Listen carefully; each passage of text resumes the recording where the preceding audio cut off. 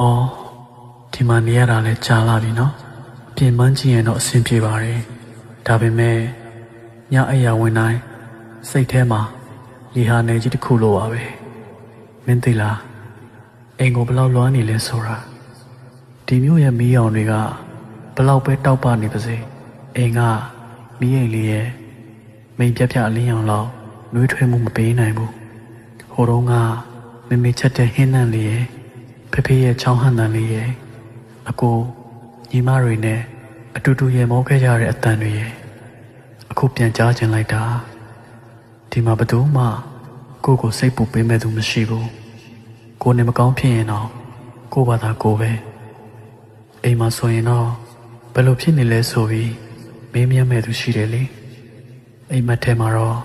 မကြာခဏအိမ်ကိုပြန်ရောက်တယ်နိုးလာတော့မှဒီနေရာမှာတယောက်တည်းဆိုတာသိရတော့ရင်ထဲမှာမွန်းချက်သွားတာပဲဒါပေမဲ့ခဏတော့တီးခံအရာရာအဆင်ပြေသွားမှာပါပြန်လာခဲ့ဦးမှာပါကိုအိမ်လေးကို